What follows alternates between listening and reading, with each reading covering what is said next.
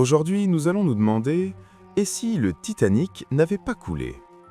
Dans notre réalité, nous connaissons tous l'histoire du Titanic, l'insubmersible qui a fini par couler.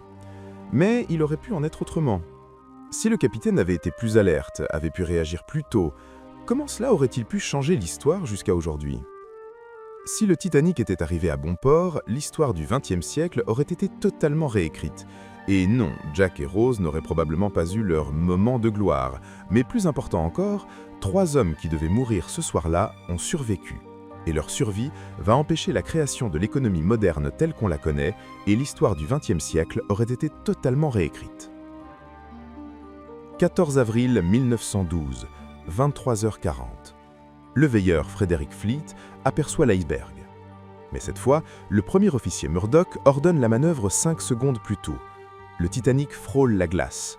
Un grondement sourd, quelques assiettes brisées en première classe, mais la coque tient.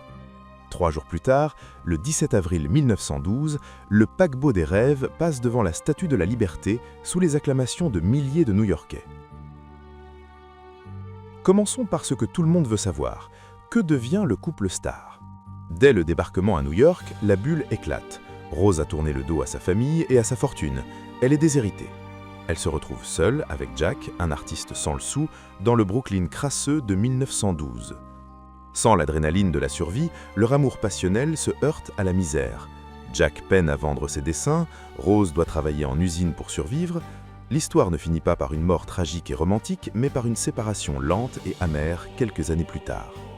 Le Titanic a survécu, mais pas leur amour. Mais oublions la romance, le vrai bouleversement est politique. À bord du Titanic se trouvaient 3 des hommes les plus riches et influents du monde. Premièrement, John Jacob Astor IV, l'homme le plus riche de l'époque. Ensuite, Benjamin Guggenheim, le magnat des mines. Et enfin, Isidore Straus, le propriétaire de Macy's.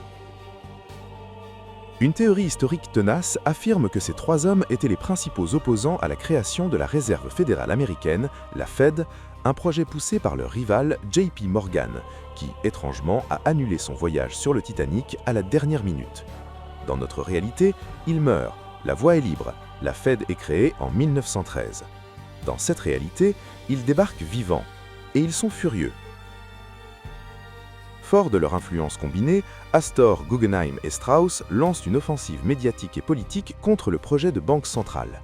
Ils craignent que la Fed ne donne trop de pouvoir aux banques privées sur la monnaie nationale. Grâce à leur fortune colossale, ils font capoter le vote du Congrès en décembre 1913. La Réserve fédérale n'est jamais créée. Les conséquences?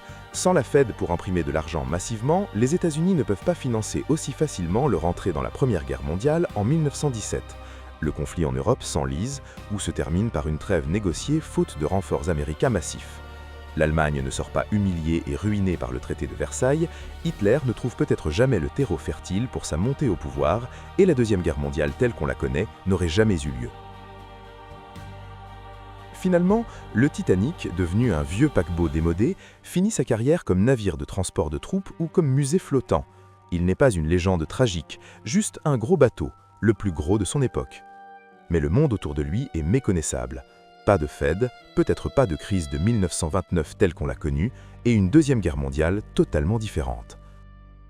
Un simple iceberg évité à 500 mètres près a changé le destin de milliards de vies.